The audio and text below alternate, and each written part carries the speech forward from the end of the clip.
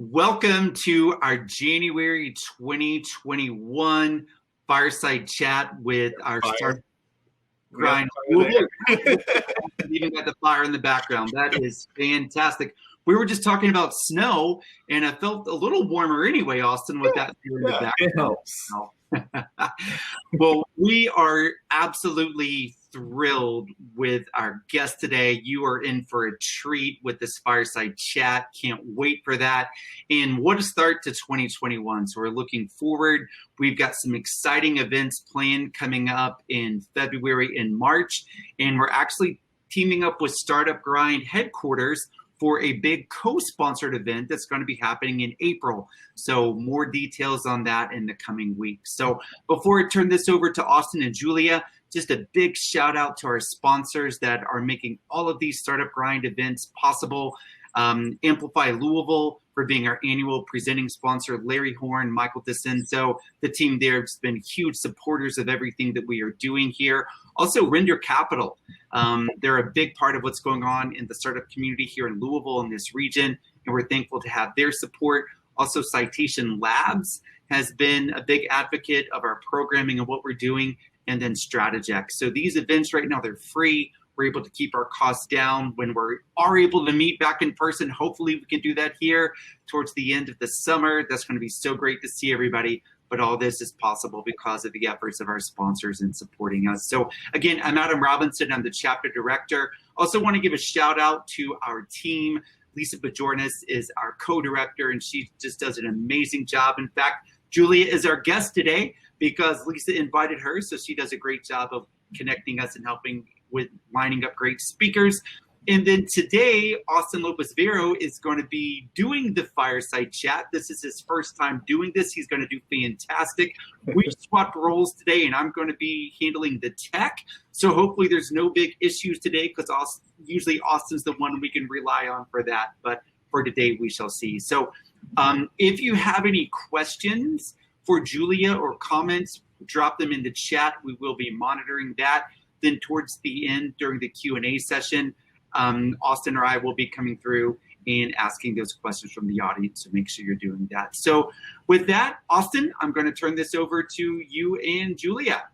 Thanks so much, Adam. I'm really excited for today's conversation with Julia. We had a great conversation on Friday, just getting ready for today. It was a blast. I don't know if I've laughed that much on a pre-interview for an event, but you're in for a good treat today. Julia's story is one of overcoming, and let's just dive in. Julia, your company, you didn't start it years ago. You started it in maybe what was one of the craziest years that we've recently had. Can you tell us about RxLightning and starting that and when you started it? Yeah, so first, thank you to the sponsors and for Lisa inviting me and for me being part of today. I appreciate the honor to come talk to everybody. So RxLightning, I founded with my co-founder, Brad Allen, a little over a year ago. So January 19th, 2020 was our incorporation date, even though I like to say it was January 20th because I forgot what the date actually was for a while. So we started the company and I joined in February full time. I left my corporate role and decided to take the leap of faith due to some of the traction that we were seeing early on in the industry. And then Brad joined us, I think the last week of February, maybe the very beginning of March, and full time. And then of course the pandemic happened. Yeah. I think at the first glance as it was unfolding, everybody was really fearful of what it actually meant. And then I was really fearful of what it meant to our livelihoods, just because nobody expects to leave a job and start a company and then have a pandemic hit where you can't leave your house and you don't know how you're going to talk to people. And it actually, when I look back on it now, I think COVID has been a little bit of a blessing for us. When you think about starting a company and funding a company and raising capital, usually that involves travel and meeting with VCs and a lot of conversations, and you have to spend money to make money. And because of COVID, we were able to raise our initial seed round without leaving home, which so we just had to spend money on Zoom. I love lovely Zoom. But it was challenging just because everything's different, but everybody was, everything was new for me anyway, because I never started a company. So I didn't know what to expect or not to expect. So COVID and the pandemic kind of was just part of what we had to deal with. And we just went with the flow and adapted, and everybody else kind of adapted with it. And it's been a fun year for us. Yeah, a crazy year, a fun year, and you had great success in 2020, and we'll get to that in a bit. What's your elevator pitch for RxLightning? Who's your customer? What do you all do? What's the problem you're solving? Yeah, so that's a great question. It's the big question. So specialty medications account for about 70% or 50% of the drug spend, and it's just growing. So they're medications that patients can't pick up at the local pharmacy that we're really focused on. And to get a patient started, if you think about it, you're diagnosed with cancer or a rare disease, and you're dealing with all the emotions of what that exists. And then your physician's like, okay, we're going to treat you with this medicine. But then the process to get you started on the medication could take weeks, and depending on what med it is, it could potentially take months. And because it's a very manual paper process. So what RxLightning has done is we've taken the paper process and made it digital and brought a solution to market that providers could use, and they no longer have to look for paper. And because of it, it creates efficiencies. And we had one user recently go through the training process, and at the end they hit submit and they're like, okay, now what do we do? And we're like, nothing, we're done. And it took her 3 minutes, and she said normally it would take 30 minutes just to find the right piece of paper to fill out. That's incredible. I mean, to think about the process of medications that are potentially saving people's lives and giving them health, you would think that we would have solved it by now, but in 2020 the solution came with RxLightning. With your background in healthcare, was this a problem that you were seeing, or how did this kind of idea, where was the spark for this idea? Yeah, so I tell people that I never thought I was going to go start my own company or be a founder or be a CEO when I build products for a living, and that's what I'm really good at it, and I really enjoy it, and I like solving needs for the user and people within healthcare. And it really was just a natural progression, because I went from big corporate America at a major pharmaceutical company, and over my career I went smaller and smaller and smaller to the point where I just naturally saw this issue rise in the industry, and I just decided, with a great support system behind me, that I should go and take the leap of faith to start RxLightning and try to do it on my own. And I look back on it, and there was a lot of self-doubt and questions on if I was capable, and now I couldn't imagine doing it anywhere else. When you have those moments of self-doubt, I mean, those are obviously moments that I think a lot of founders have. How did you overcome them? Well, I think the big thing is to recognize that it's normal, and that if you're not feeling those things, then you're probably not doing it right. And surrounding yourself with other founders, successful founders that have failed, and just being really open to, talking through the challenges and soliciting the advice, and then, figuring out what works and doesn't work for you, and then implementing it and just keep moving forward. I think that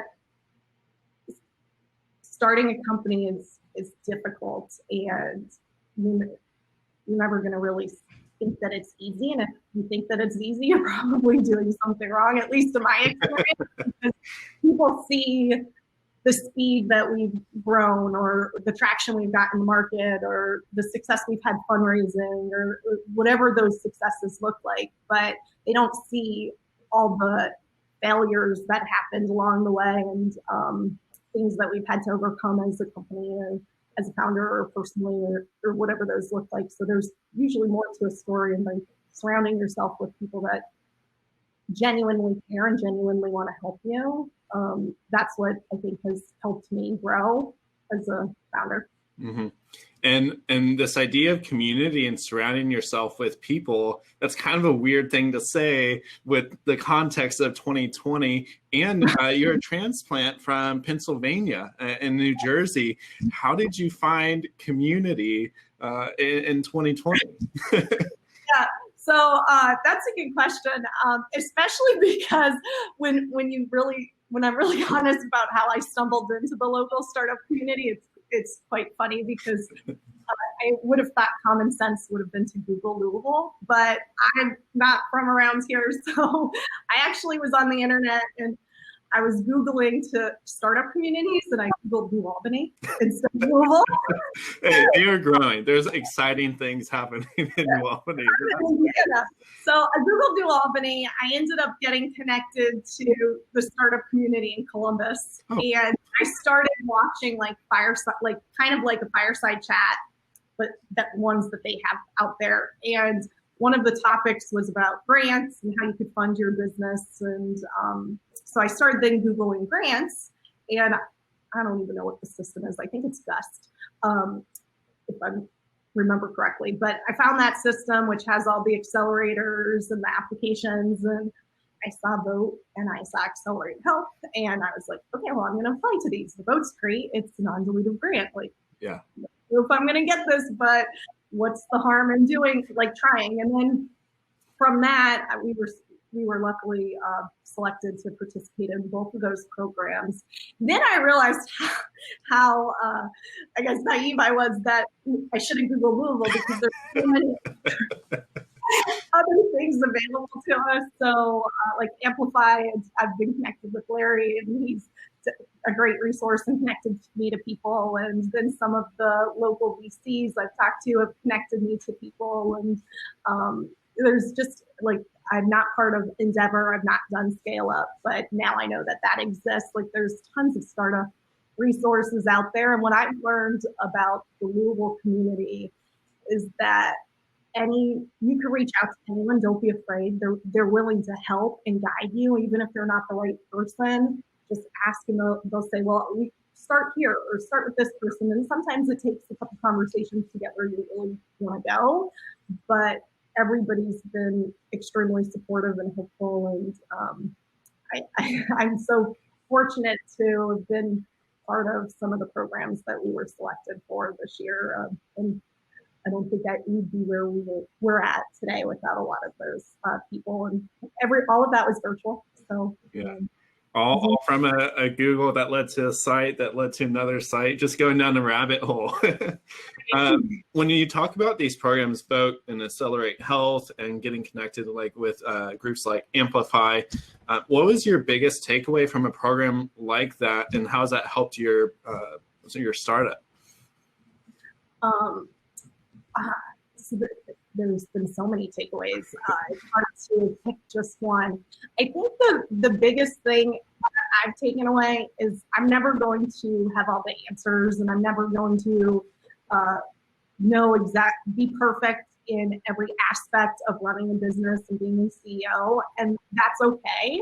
I think the biggest thing that I've learned and I try to implement is asking myself there's my dogs. The rowdy coworkers. I locked them out of my office with the chair.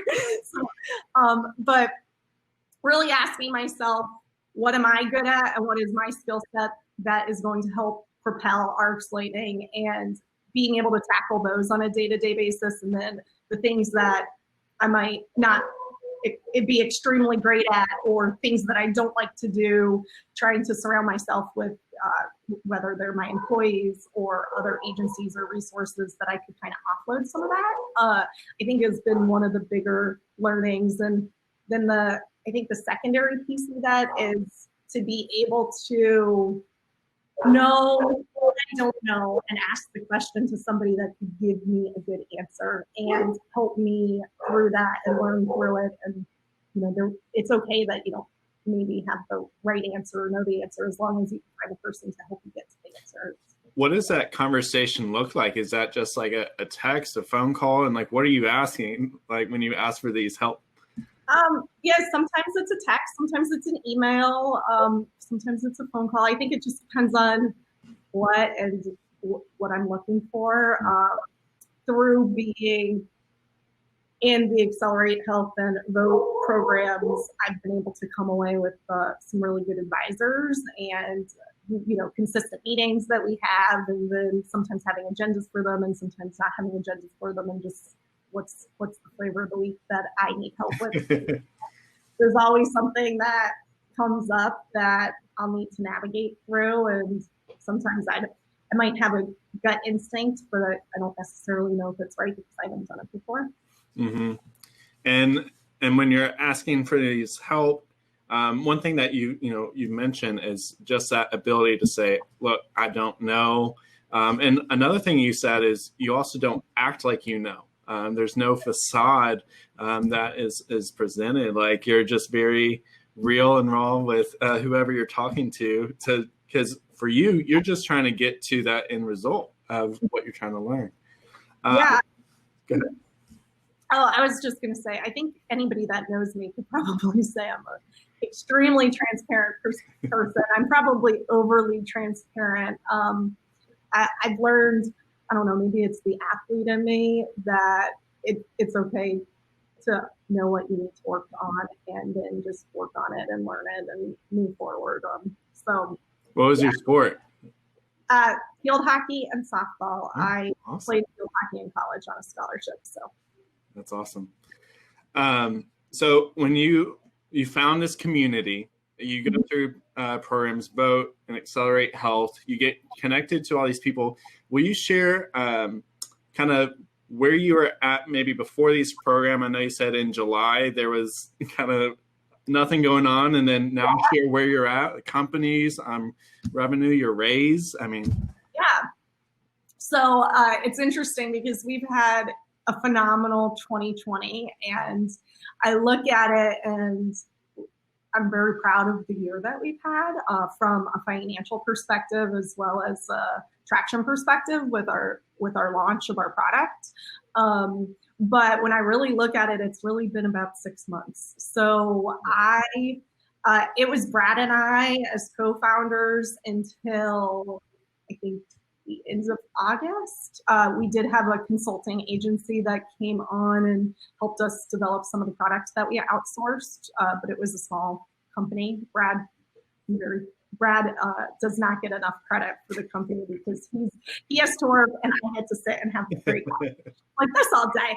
But brilliant architect and developer that has been able to propel us, because without our product, we wouldn't be where we're at today. But in July, we had a business plan and a pitch deck, and we got accepted into Vote and Accelerate Health. And we had a very clear plan on where we wanted to go, but we had no contracts. We had no investors. We had no investor pipeline. We had a product that was getting ready to go to market, and a lot of good conversations. And I think it was just about focus on what do we need to do first. So other than the product, which is a given, it was some big strategic objectives that we had around getting users on our platform. And so taking the sales conversations and building partnerships and trying to figure out the win-win for both RxLightning and the other organizations that we were working with. And then going through Vote and Accelerate simultaneous. I did not sleep much. I probably was more stressed out than I'd like to admit, but I think people around me saw it. But every week going through those programs, they talked about something that I needed to hear or I needed to do and execute. So I just kind of took it as my road plan. And you basically in those accelerators go from start to finish on everything you need to do. Doing your pitch deck, doing your financials, doing your sales. And every week when I was working on that stuff, I actually was then implementing it, and we were able to go at the speed that the programs were going in reality. So from, call it September 1st, we finished our raise. We raised $1 million in August. I think we have 8 or 9 executed agreements.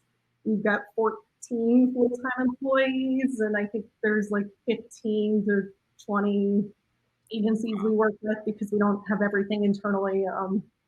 Great local programs. So HR in plane, and they're great. And oh my God, I'm forgetting things. But it's been an exciting last quarter, I guess. Crazy last quarter for you. So let's talk about that raise real quick. One thing you mentioned when we talked Friday was you have kind of a unique approach to how you do your fundraising, and you treat it as a sales cycle for you. Fundraising is a sales cycle. How did that come about, or why do you do it that way? I didn't know how to do it any other way. To be honest. So it was a very limited time frame. I knew exactly what I needed to raise. I knew where we were spending the money. I didn't really have a choice on how long it could be because I needed the money. And what I did is I just kind of worked through the pipeline of who we thought we could go to. It was a family and friends round, so I actually didn't have VC in my list. It was more previous founders that have had successful exits, or current founders that were close to exits and just doing extremely well. They were all within my space.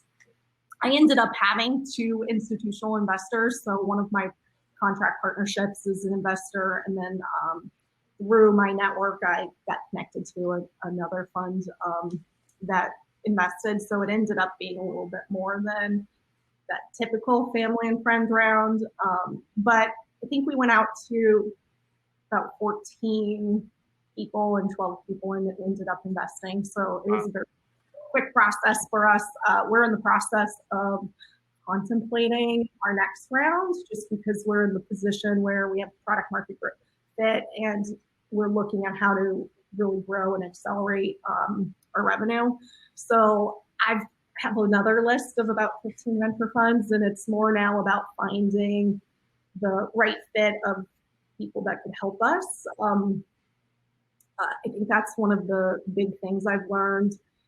Money is out there, and people are willing to help also that have money. So trying to find the right fit with the potential investors is something that's important to me, and keeping the culture the way we kind of want it to be for myself and Brad, but also our employees is important. So trying to make sure that we find the right fit. And we'll probably open rounds when we already know who are going to participate in our round, just because we don't need the funds right now. So it's just been a different process for us, and it works for us. And I think that's one of the things that I tell people. You don't need to do something the way that a book says it. Like, yeah, the book works, and that might work for you, but if you're finding something else to work, and it doesn't mean if it's fundraising, if it's something else, just kind of go with what your gut's telling you, and do you, and do what works for you, because there's not a way in starting a company or finding investors or whatever that is. So from your experience, if there's new founders out there that have an idea and they're like, no, now's not the time to do this idea, we're in an economic crisis, you're saying that there's still money out there, and that, they could still execute, still do a raise, even in this, economic crisis coming off of a COVID year. Yeah, I do think that there's a lot of money out there. I think that investors definitely ask questions around COVID and want to make sure that there's a plan on how you're going to handle that. And obviously, COVID's changed some potential markets that you would want to go into. If you really have a strong, compelling story and a belief that you can be successful, and a strategy to get there, I think there's money to be found. And I was told by my mentor, who I used to work for years ago, he is one of my investors. He's like a dad to me. He's like, what's the worst thing that could happen, Julia? You're unsuccessful and you go get another job. That will always be there. Or you go do this and you're successful. And I think now, looking on that a year later and having the success that we've had, I'm just so glad that he pushed me off the diving board. I kind of need the diving board sometimes, so it's a good thing. Yeah. And kind of on this topic of raising money, you know, in a COVID year, another like kind of idea or myth maybe that you kind of feel strongly against is that, you know, there actually is money in Louisville, you know, that you can do fundraising in Louisville, that there's money to tap into. Can you maybe speak to your Louisville raise or just like your approach with like being city or outside of city fundraising? Yeah, so we've had the round that we were previously raised, we did have some Louisville money. It's not a large portion of our round just because I didn't know better when I was raising. Yeah, you were looking in New Albany. Didn't look in Louisville. Right. Yeah, not even New Albany, Indiana either. So.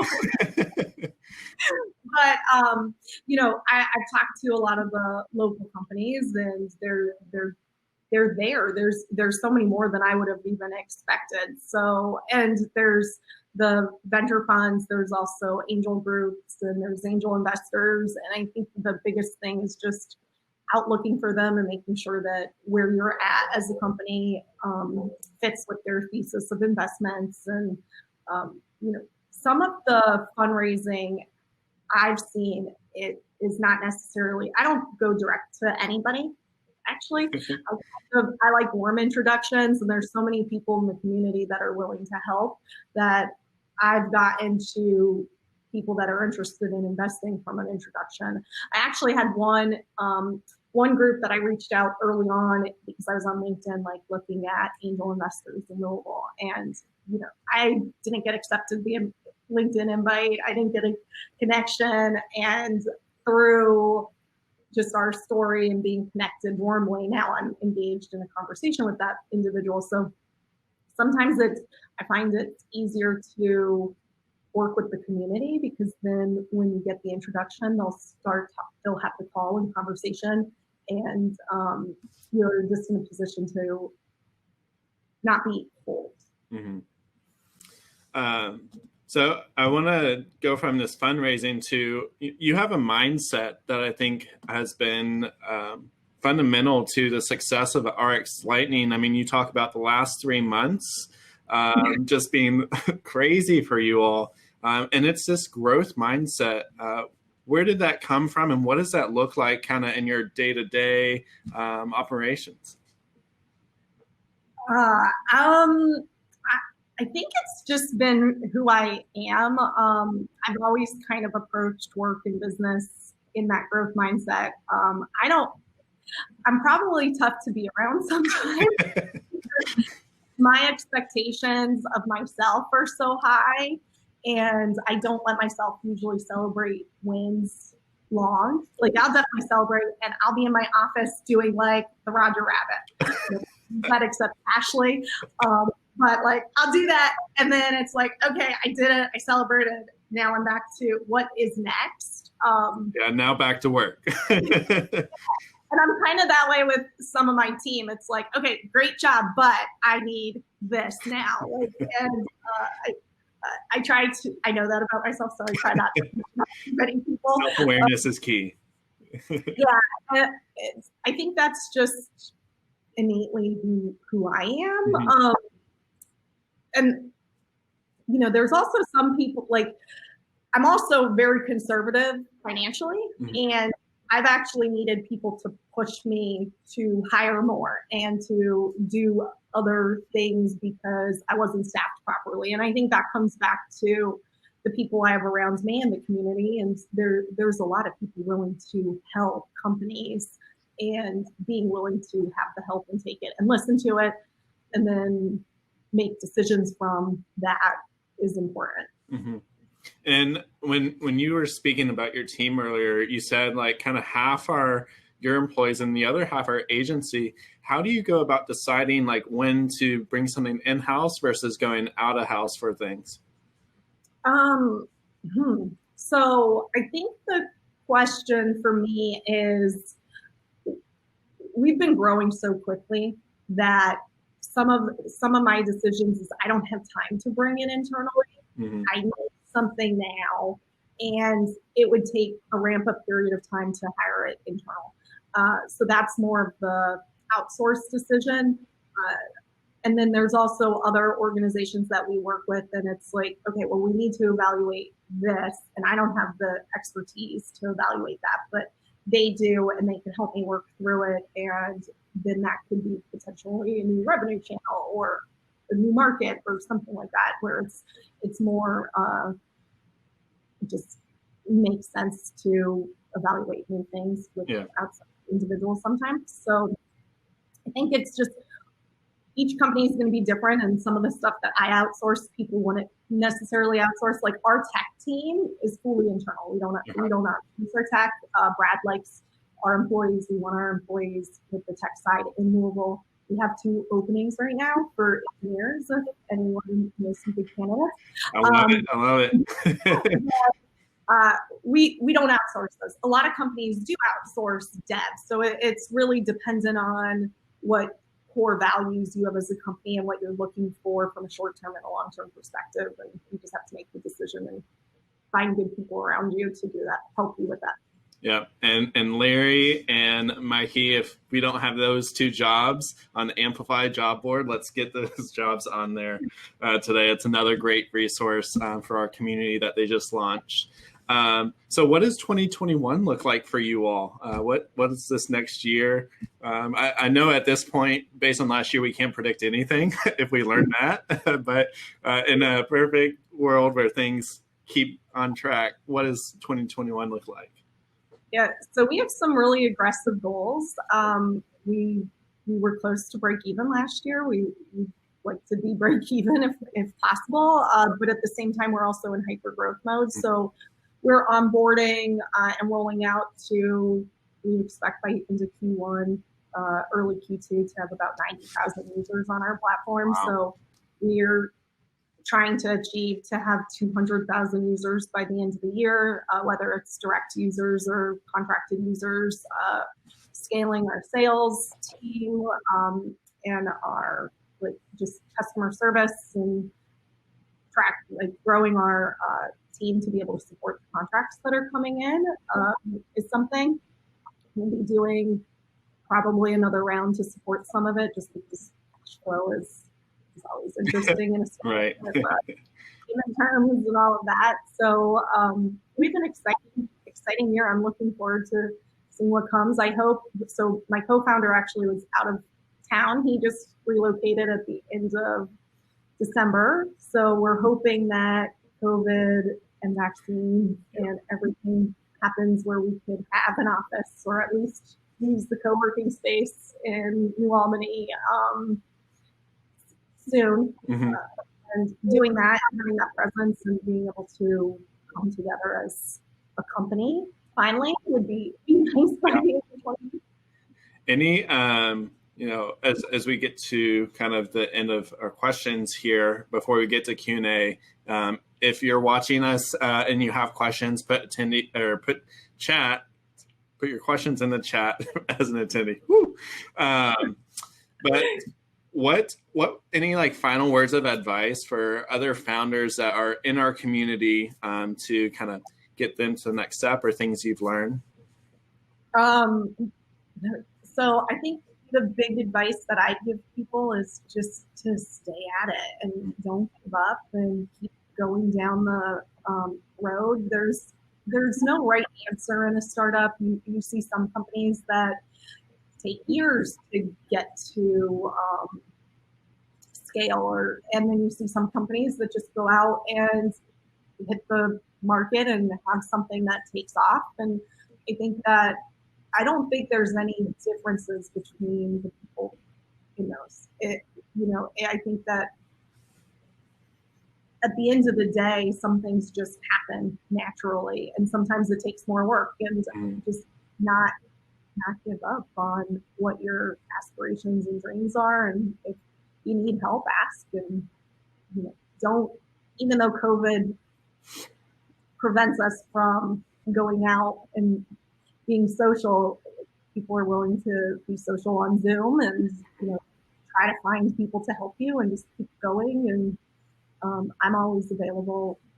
I'm still in startup mode, so I don't know how much I could help other people. But if somebody, needs something to talk about, I'm sure I've probably experienced it in the last year, and connect with other founders, because I love the founders that I've developed relationships with over the last year, and the advisors, and they're my lifeline. And that's awesome. So be strong, stay connected, ask for help, and keep charging on. Have that growth mindset. Is there any ask that you have for our community, how we can maybe help you give back for your business to help you grow? Sure. So, of course, I just mentioned the employees that we have open. So if anybody knows great talent that's looking for engineering jobs, send them our way. And then I think right now we're really focused around users and getting our platform out there to more users. So if there's any specialty offices or systems that you think could use our platform, feel free to connect me to them. Our platform is free to providers, so it just creates efficiencies for them, and it's really simple to use, and people really love it, and that's the feedback that we get, which is great. So that would be helpful. And then anything I could do for anybody, just feel free to reach out. That's great. Well, thank you so much. We do have some questions happening in the chat. Earlier, I saw some love from New Albany, other folks that are living there, working on startups there.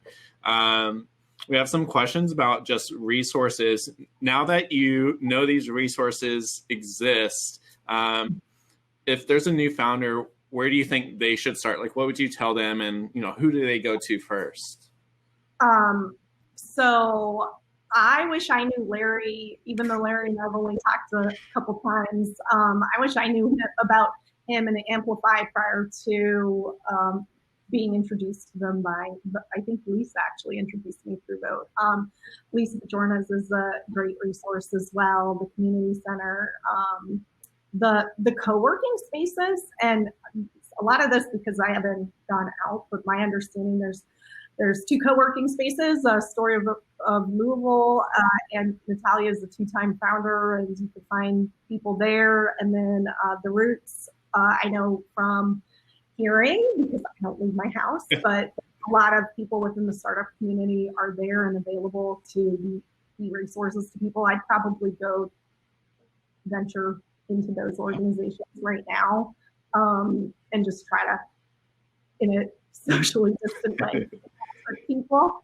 And then there's obviously there's the Vote and Accelerate Health if you're in healthcare, and reaching out, even if you're not able to, if the applications aren't open and programs aren't open, just reaching out and connecting with those organizations. And then there's a ton of the venture funds that are local that have programs and Endeavor that I'd probably start with as well and connect with them, because there's tons of monthly meetings that happen where you can do your pitch, and a lot of things going on to help new founders.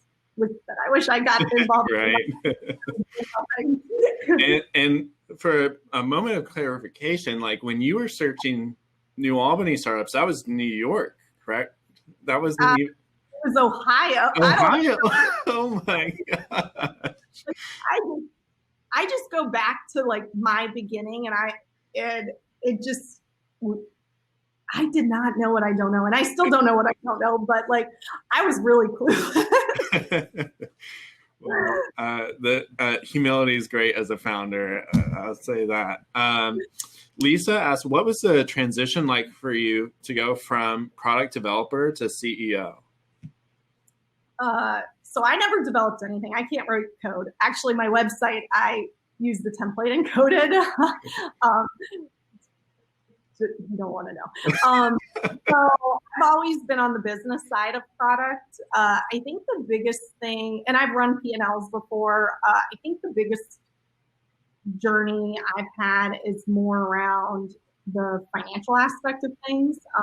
Even though I managed a P&L before, really figuring out how I wanted to spend our money and what was going to drive the most value, and in versus out, and long term versus short term, were things that I didn't necessarily know. And then the sales cycle. I tell everybody around me, I'm not a salesperson. Everybody around me tells me I am, which I'm super uncomfortable at it. I guess I'm really good at it, but I do not like it. I think it's awkward.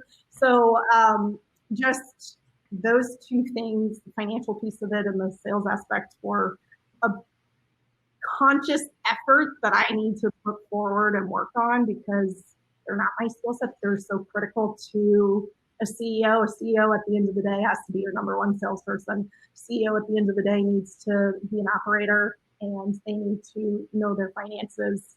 And I'm really glad I have a fractional CFO who can help me with that and answer my silly questions. But the journey has all been about learning and growing and asking for help along the way. And it's an ever-changing process, and that's okay. Like, tomorrow I'm going to be better than I was today, and the next day and the next day, and I'll keep growing. And hopefully I do well for my employees and my team and my investors and my shareholders and my advisors and all of those things, and I don't disappoint them. And we can all look back, hopefully, in years to come and have a successful company changing lives and processes and helping everybody. That's awesome. On this line of success, and your last year that you got so much done. How do you stay focused on like making sure you have the right thing being done, or knowing what the best thing to do is the best thing for that time? I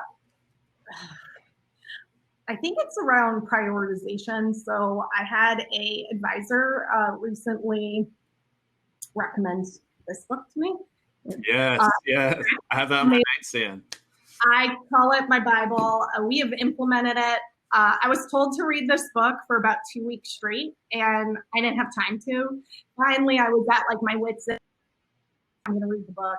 And within like 24 hours, I was just like, okay, I know why you told me to read that book. But we've just kind of focused on mini business plans, which the book talks about, and really trying to say, here's what we need to achieve, and making sure that everyone's focused on achieving what we set and not getting distracted. And on the other side, I have an Ashley, who's my admin, who keeps me straight. If I didn't have her, I would not function. So I think she was one of my first hires too. But I love her. She keeps me straight. She keeps me focused. And I've been able to get rid of a lot of stuff that I don't need to have my hands on. And I have the trust that she's working through that, and it's moving forward, and it's handled and taken care of. So. That's awesome. Team is super important. When you talk about your growth for your company, this is kind of a hard question. Maybe it's not. The big kind of partnerships that you need for your revenue are these large scale customers, the pharmacies, manufacturer. How do you? What's your strategy for getting in front of these large scale companies? I mean, they're big companies, big pharma, big manufacturers. What's your strategy to get in front of them, being a startup? Yeah.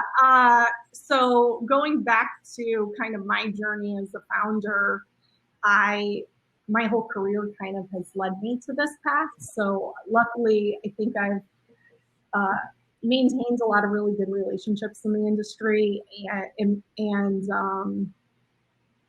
I've been able to leverage my network to help me, and not afraid to ask for the help to get in front of them. I think most of the conversations that I've had have just naturally and organically happened, and that I've been able to leverage. I don't think I've actually prospected personally. My team does, of course, but we've just been really fortunate to leverage the network around them. I think that if I was ever talking to like myself as a kid and look, because sometimes I'm a little hot-headed, and I would probably tell myself to make sure that you're not burning any bridges, because those people in your past at some day are going to be able to help you.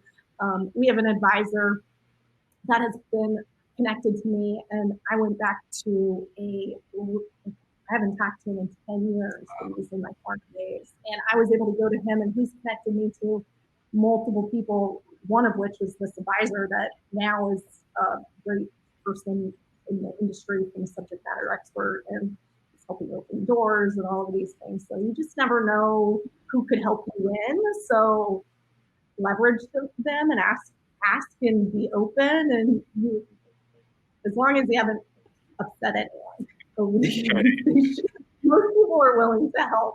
Yeah, you don't get what you don't ask for. So definitely tap into that network.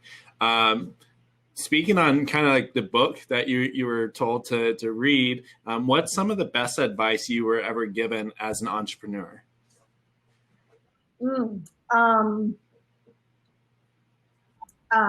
So I think that I've been given a lot of really good advice. I think that the best advice is just to be me and be authentic, and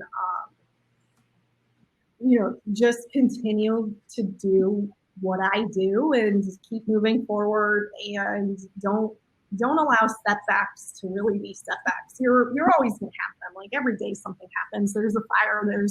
There's something that could destroy you. I think just moving forward. At one point in the last year, I was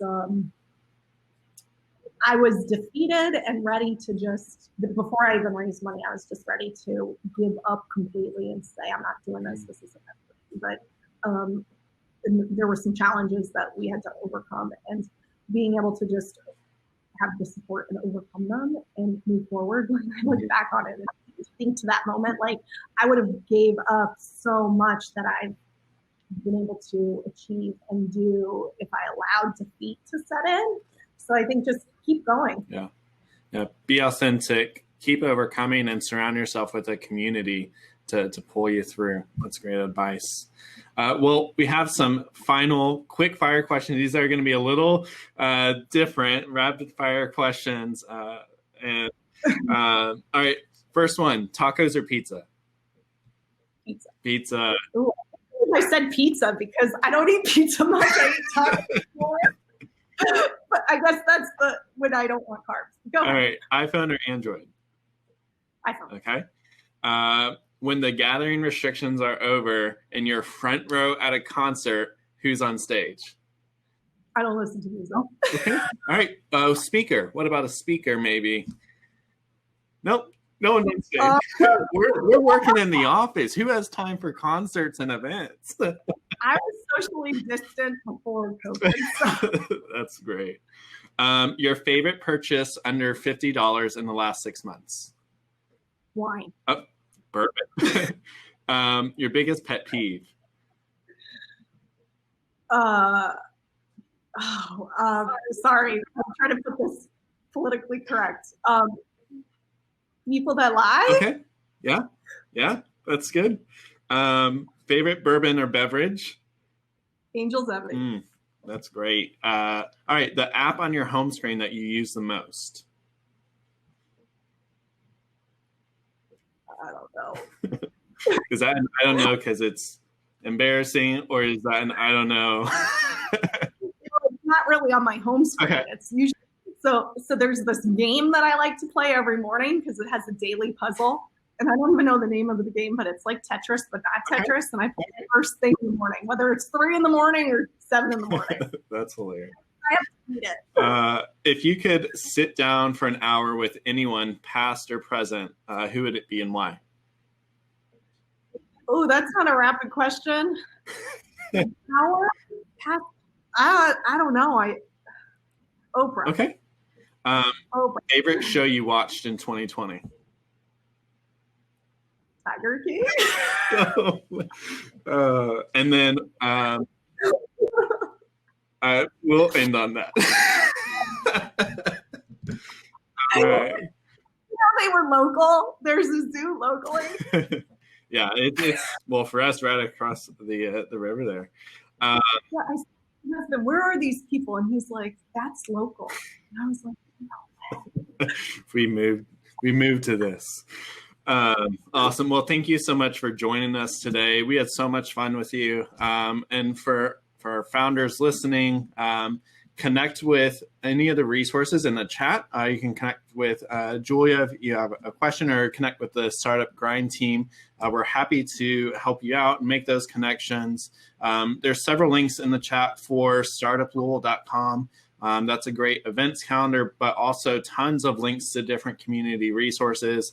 Amplify Louisville with Larry and Mikey. And like I said, they have a job board that they just launched. If you're looking for jobs, definitely look there for, and we'll get those 2 jobs that you have posted to fill those roles for you. And then greaterlouisville.com, their small business resources. All of those links are in the chat. And then you also mentioned The Root, which is a co-working space across the river with Bridget and Story Louisville. So some great resources mentioned today. Some of those are actually even our sponsors. So we want to say thank you to our sponsors, Amplify Louisville, Render Capital, Citation Labs, and Strategex. You all make these events possible. And we are so excited to eventually one day meet in person. And this event it was recorded, so we'll send that out in the follow-up email. Make sure to follow us on Facebook, Twitter, all the social media, LinkedIn, to stay connected. And we will be announcing our next event, so be on the lookout for that. And check our YouTube for the recording. That's all I have. Thank you so much, Julia, and have a great rest of your week and a great year. Accomplish those goals. Thank you.